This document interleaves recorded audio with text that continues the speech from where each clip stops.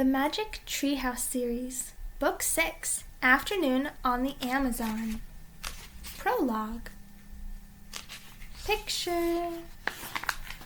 One summer day in Frog Creek, Pennsylvania, a mysterious treehouse appeared in the woods. 8-year-old Jack and his 7-year-old sister Annie climbed into the treehouse. They found it was filled with books. Jack and Annie soon discovered that the treehouse was magic. It could take them to the places in the books. All they had to do was to point to a picture and wish to go there. Jack and Annie visited the times of the dinosaurs, knights, pyramids, pirates, and ninjas. Along the way, they discovered that the treehouse belongs to Morgan Le Fay.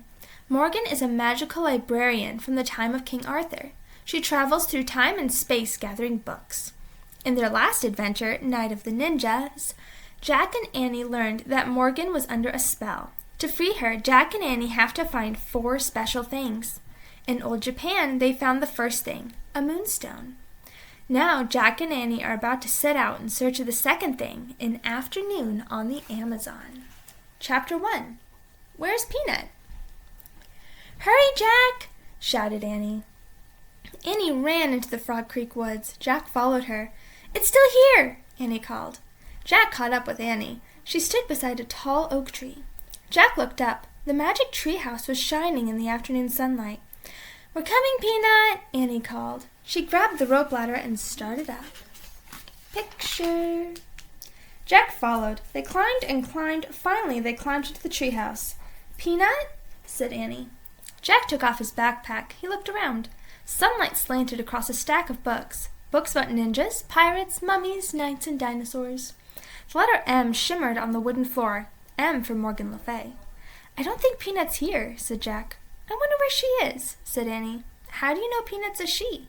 asked Jack. "I just know it," said Annie. "Oh, brother," said Jack. "Squeak!" Annie laughed. "Look, Jack!" A small pink sock was moving across the floor. Yesterday, Annie had turned her sock into a bed for Peanut. Annie picked up the tiny lump. Squeak! A brown and white mouse peeked out of the sock. She looked from Annie to Jack with her big eyes. Jack laughed. "Hi, Peanut," he said. "Will you help us again today?" asked Annie. In old Japan, Peanut had helped them when they'd gotten lost. "We have to find 3 more things for Morgan," said Annie. Jack pushed his glasses into place. "First, we have to find a clue that tells us where to begin," he said. "Guess what?" said Annie. "What?" said Jack. "We don't have to look very far." She pointed at a corner of the treehouse. In the shadows was an open book. Chapter 2. Big Bugs.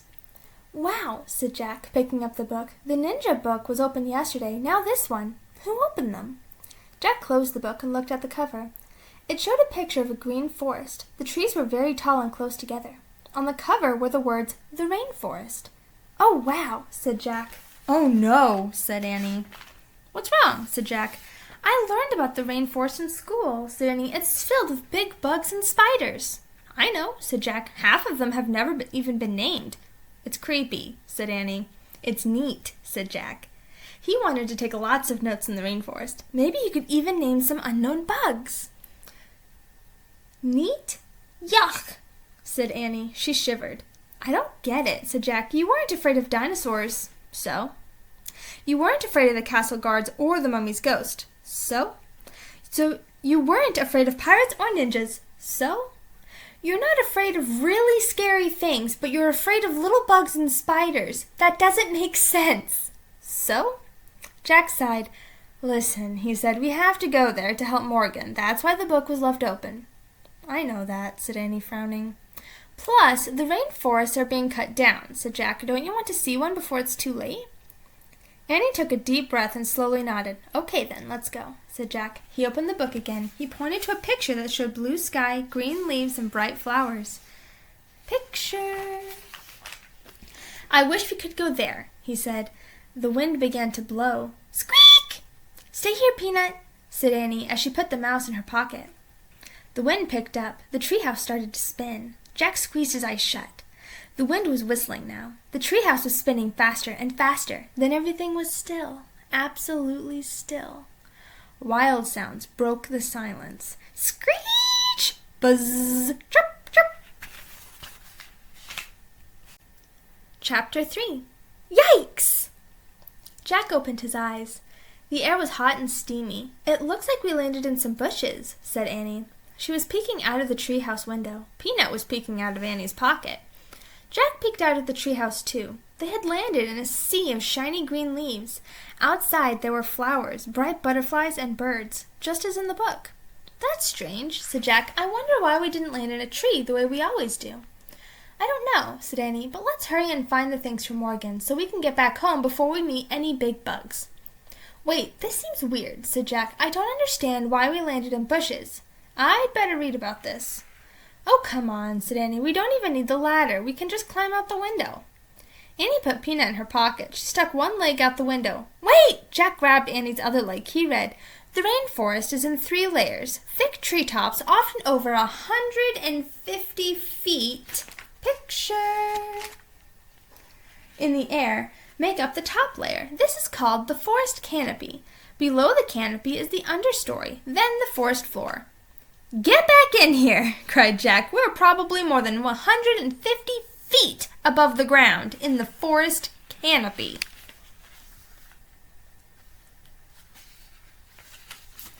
"Yikes!" said Annie. She slipped back into the treehouse. "We have to use the ladder," said Jack. He got on his hands and knees. He moved the leaves away from the hole in the floor. He looked down. The ladder seemed to fall between the branches of a giant tree, but Jack couldn't see beyond that. "I can't tell what's down there," he said. "Be careful." Jack put the rainforest book in his backpack. Then he stepped onto the rope ladder. He started down. Annie followed with Peanut in her pocket. Jack pushed through the leaves. He came to the understory below the canopy. He looked down at the forest floor. It was very far away. "Oh, man," whispered Jack. This world was completely different from the one above the treetops. Now that they were out of the sun, it was cooler. It was also damp and very quiet.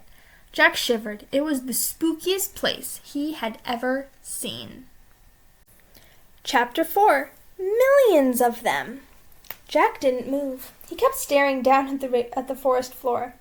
"What's wrong?" Annie called from above. Jack didn't answer. "You don't see any giant spiders, do you?" Annie said. "Well, no." Jack took a deep breath. "We have to keep going," he thought. "We have to find the special thing for Morgan." "No spiders, nothing scary," Jack called, and he started down the ladder again. Jack and Annie climbed down through the understory. Finally, they stepped onto the forest floor. Only a few rays of light slanted through the gloom. The trees were very, very tall and very wide. Vines and moss were hanging everywhere. The ground was covered with dead leaves. "Before we do anything, I'd better check the book," said Jack. He pulled out the rainforest book. He found a picture of the dark world under the treetops. He read, "In the rainforest, many living creatures blend in with their surroundings. This is called camouflage." "Oh, man," said Jack. He closed the book and looked around. "There's tons of creatures down here. We just can't see them." "Really?" whispered Annie. She and Jack peered around at the quiet forest. Jack felt unseen eyes watching them. "Let's hurry and find the special thing," whispered Annie. "How will we know when we find it?" Jack said. "I think we'll just know," said Annie. She headed off through the gloom. Jack followed. They crept between the huge trees and past hanging vines. Annie stopped. "Wait, what's that?" "What's what?" "Listen, that weird sound." Jack listened. He heard a crackling sound. It sounded like a person walking over leaves. Jack looked around. He didn't see anyone, but the sound got louder. Was it an animal? A giant bug? One that had never been named? Just then the silent forest came alive. Birds took off into the air. Frogs hopped over the leaves. Lizards ran up the tree trunks. The weird noise grew louder and louder. "Maybe the book explains it," said Jack. He opened the book. He found a picture of different animals running together. He read, "When animals hear a crackling sound, they flee in panic.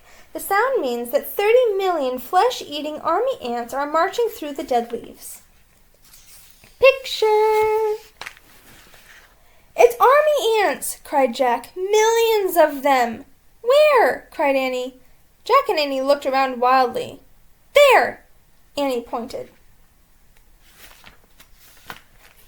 Army ants, millions and millions of them, were marching over the leaves. "Run to the treehouse!" cried Annie. "Where is it?" said Jack, whirling around. All the trees looked the same. Where was the rope ladder? "Just run!" cried Annie. Jack and Annie took off. They ran over the dead leaves. They ran between the wide tree trunks. They ran past the hanging vines and mosses. They climbed over thick roots. Jack saw a clearing ahead. It was filled with sunlight. "That way!" he cried. Jack and Annie hurried toward the light. They pushed their way through the bushes. They burst onto the bank of a river. They stared at the slow-moving brown water. "Do you think the ants will come this way?" Annie said, panting. "I don't know," said Jack, "but if we wade a few feet into the river, we're safe. The ants won't go into the water. Come on." "Look," said Annie. She pointed to a big log rocking at the edge of the river. The inside of the log was dug out. "It looks like a canoe," said Jack. He listened to the crackling sound in the distance. "Let's get in it, quick." Jack shoved the book into his backpack. Then he and Annie carefully climbed into the dugout log. Annie leaned out of it. She pushed away from the bank with her hands. "Wait," said Jack. "We don't have paddles." "Oops," said Annie. The canoe started moving slowly down the muddy river. Chapter 5. Pretty Fish. Squeak! Annie patted the little mouse in her pocket. "It's okay, Peanut. The ants can't get us in the river. We're safe," she said. "Maybe safe from the ants," said Jack, "but where is this canoe going?" Jack and Annie stared at the river. Branches spread over the water. Vines and mosses hung down from them. "We'd better look this up," said Jack. He pulled the rainforest book out of his backpack and flipped through it. Soon he found a picture of a river. He read, "The Amazon River stretches over 4,000 miles from the mountains of Peru across Brazil to the Atlantic Ocean. The river basin contains over half of the rainforests in the world." Jack looked at Annie. "We're on the Amazon River," he said. "It's more than 4,000 miles long." "Wow," Annie whispered. She looked at the river. She trailed her hand through the water. "I have to make some notes," Jack said. He pulled his notebook out of his pack. He wrote. Here's his writing. "The Amazon rainforest is—" "Jack, look at those pretty fish with the teeth," said Annie. "What?" Jack glanced up from his writing.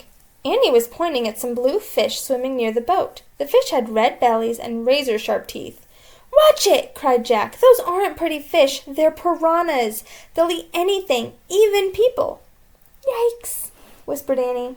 "We better get back on shore," said Jack, putting the books in his backpack. "How?" said Annie. "We can't go in the water now, and we don't have any paddles." Jack tried to stay calm. "We need a plan," he said. Picture! Jack stared at the river. The canoe would soon float under some vines. "I'll grab a vine," said Jack, "and pull us to shore." "Good idea," said Annie. As they glided under the branches, Jack stood up. The canoe rocked. He nearly fell out. "Balance the canoe," said Jack. Annie leaned to one side. Jack reached. He missed. The canoe floated under more branches. Jack reached for another thick vine. He grabbed it. It was cold and scaly. It wiggled and jerked. "Ah!" Jack screamed and fell back into the canoe. The vine was alive. It was a long green snake. The snake fell from the tree. It splashed into the water and swam away. "Oh, man," said Jack. He and Annie stared in horror at each other. "What now?" said Annie, making a face. "Well," Jack looked at the river. There were no vines up ahead, but there was a big branch floating on the water. "Grab that branch near you," said Jack. "Maybe we can use it for a paddle." The canoe floated closer to the branch. Annie reached for it. Suddenly, the branch rose into the air. It was a crocodile. "Help!" screamed Annie, and she fell back into the canoe. The crocodile opened and closed its huge, long jaws. Then it moved past the canoe and swam up the river. "Oh, man," whispered Jack. A screeching sound split the air. Jack and Annie jumped. "Help!" said Jack. He expected to see another terrible creature, but all he saw was a small brown monkey hanging by its tail from a tree. Chapter 6. Monkey Trouble.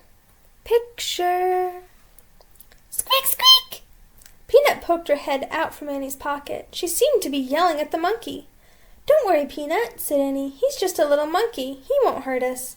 But suddenly the monkey grabbed a big red fruit hanging from the tree. He hurled it at the canoe.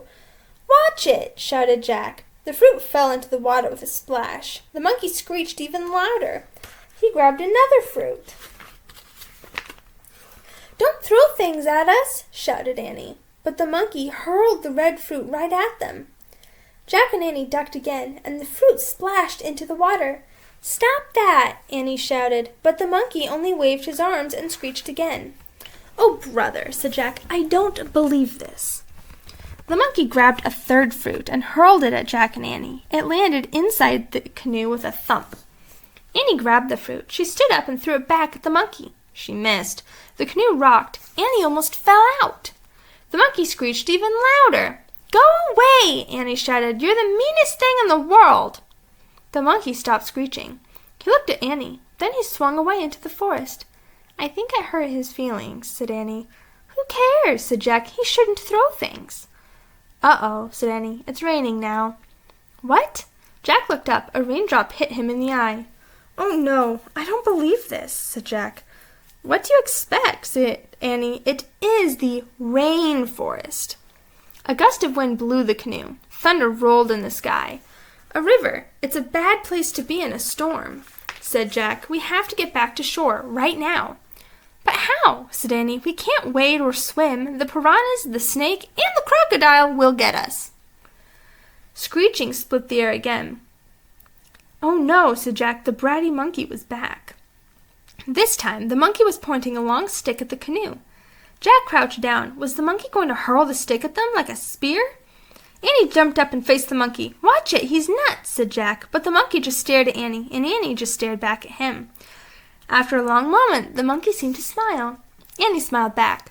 "What's going on?" said Jack. "He wants to help us," Annie said. "Help us how?" said Jack. The monkey held out the long stick. Annie grabbed the other end. The monkey pulled on the stick. The canoe started floating toward him. The monkey pulled the canoe all the way to the bank of the river. 7. Freeze! Jack and Annie jumped out of the canoe. The rain was starting to fall harder. The monkey took off. He swung from tree to tree, heading up the riverbank. He screeched and beckoned to Jack and Annie. "He wants us to follow him," said Annie. "No, we have to find the special thing, then go home," said Jack. "He wants to help us," said Annie. She took off after the monkey. The two of them vanished into the rainforest. "Annie!" Thunder shook the sky. "Oh, brother," said Jack. He dashed after Annie and the monkey into the dark forest. The forest seemed surprisingly dry. Jack looked up. It was still raining, but the treetops acted like a huge umbrella. "Annie!" called Jack. "Jack! Jack!" cried Annie. "Where are you?" "Here!" Jack hurried in the direction of Annie's voice. Soon he found the monkey. He was screeching and swinging from a tree. Picture! Annie was kneeling on the forest floor. She was playing with an animal that looked like a giant kitten. "What's that?" Jack said. "I don't know, but I love it," said Annie.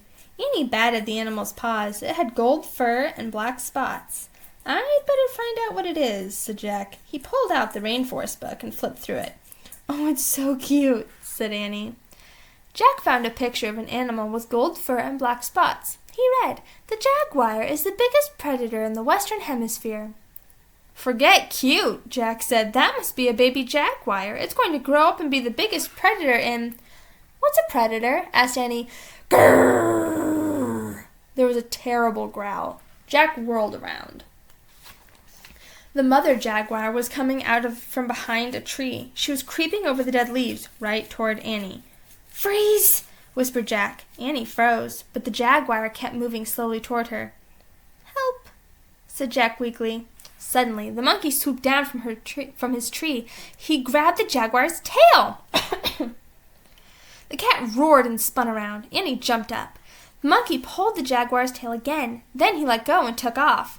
The jaguar sprang after him. "Run, Annie!" cried Jack. Jack and Annie took off through the rainforest. They ran for their lives. Chapter 8. Vampire Bats? "Wait," said Jack, panting. "I think we got away." Jack and Annie stopped running and caught their breath. "Where are we?" said Jack. "Where's the monkey?" said Annie, looking back at the forest. "Do you think the jaguar caught him?" "No, monkeys are fast," said Jack. Of course, jaguars are fast too, Jack thought, but he didn't want to tell Annie that. "I hope he's okay," said Annie. Squeak! Peanut peeked out of Annie's pocket. "Peanut, I almost forgot you," said Annie. "Are you okay?" The mouse just stared at Annie with her big eyes. "She looks scared," said Jack. "Poor Peanut." Poor monkey, said Annie. She looked around at the forest. We'd better check the book, Jack said. He pulled out the book. He turned the pages, searching for help. He stopped at a picture of a scary creature. Oh, man, what's this? He said. Jack read the writing below the picture. It said, Vampire bats live in the Amazon rainforest. At night, they quietly bite their victims and suck their blood. Vampire bats? Bats? Said Jack. He felt faint. Vampire bats, said Annie. Jack nodded. After dark. Annie and Jack looked around. The rainforest seemed to be getting even darker. Yikes, said Annie. She looked at Jack. Maybe we should go home. Jack nodded. For once, he agreed with her. But what about our mission? Said Annie. What about Morgan? We'll come back, said Jack. We'll have to be prepared. So we'll come back tomorrow? Annie asked. Right. Now which way is the treehouse? Said Jack. This way, said Annie, pointing. That way, said Jack, pointing in the opposite direction. They looked at each other. We're lost, they said together. Squeak! Don't worry, Peanut. Annie started to pat the mouse again, but then she stopped. Squeak, squeak, squeak!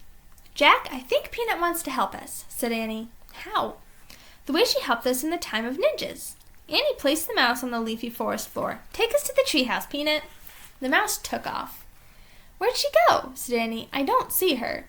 There, said Jack. He pointed to leaves rustling on the ground. A streak of white passed over the leaves. Yes, there, said Annie. Jack and Annie followed the moving leaves. The streak of white appeared and disappeared. Suddenly Jack stopped. The forest floor was still. There was no sign of Peanut. Where is she? Asked Jack. He kept staring at the ground. Jack! Jack glanced around. Annie was standing on the other side of a nearby tree. She was pointing up. Jack looked up. Picture the treehouse. Oh, whew, said Jack said softly. She saved us again, said Annie. She's running up the ladder all by herself. Look. Annie pointed at the rope ladder. Peanut was climbing up on one of the ropes. Let's go, Jack said. Annie started up the ladder, then Jack. They followed Peanut all the way up to the canopy of the rainforest. Chapter 9. The Thing. Jack and Annie climbed into the treehouse. Peanut was sitting on a stack of books. Annie patted Peanut's little head. Thanks, she said softly. I have to write some notes about the rainforest, said Jack. You find the Pennsylvania book. Annie began searching for the Pennsylvania book, the book that always took them home. Jack pulled out his notebook. He had wanted to take lots of notes here, but all he'd written so far was, the Amazon rainforest is. It's not here, said Annie. What? Jack looked up. He glanced around the treehouse. Annie was right. The Pennsylvania book was nowhere in sight. Was it here before we left home? Said Jack. I don't remember, said Annie.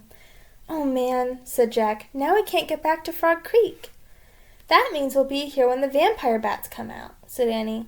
Something came flying through the treehouse window. Picture.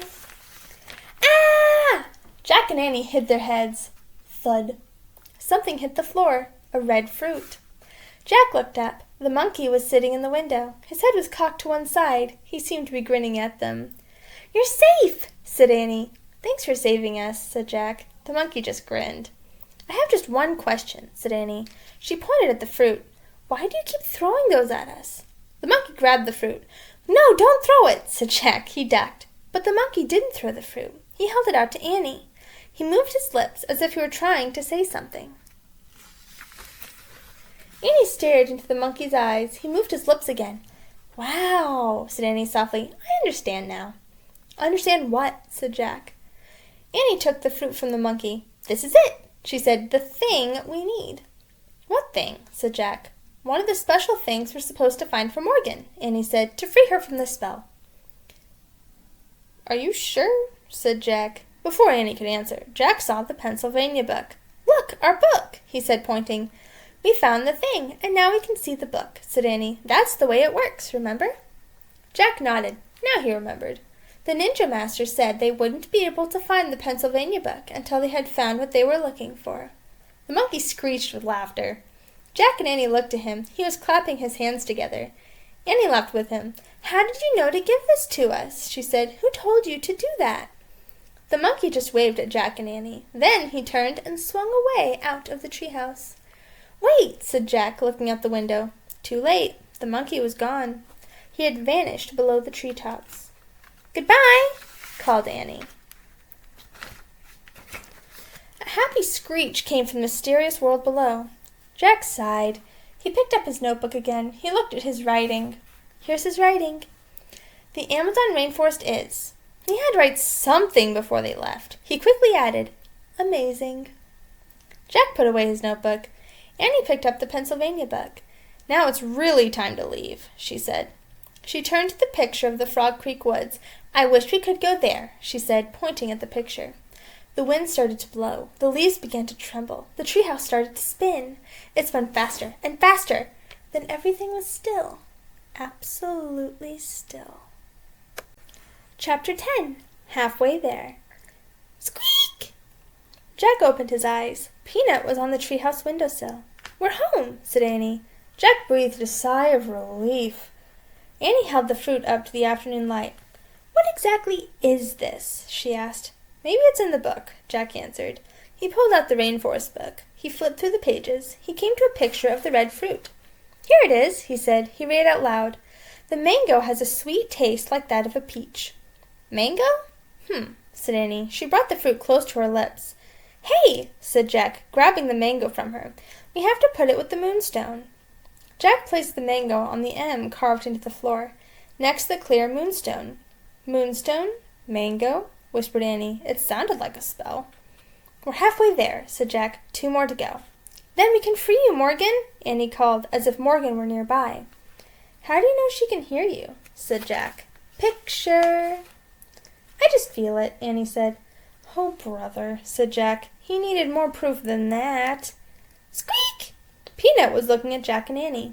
"We have to leave you now," Jack said to the mouse. Squeak! "Can't we take her with us?" said Annie. "No," said Jack. "Mom won't let us keep a mouse in the house. She doesn't like mice, remember?" "How could anyone not like a mouse?" said Annie. Jack smiled. "How could anyone not like a spider?" he said. "That's different." Annie patted Peanut's head. "Bye," she said. "Wait for us here. We'll be back tomorrow." Jack patted the mouse too. "Bye, Peanut. Thanks for your help," he said. Squeak! Jack put the rainforest book on top of the book about ninjas. Then he pulled on his backpack, and he and Annie left the treehouse. They climbed down the rope ladder. They stepped onto the ground. They started walking through the Frog Creek woods. Leaf shadows danced in the light. A bird called out. These woods are very different from the rainforest, Jack thought. "There are no jaguars or army ants here," he said. "No little monkeys."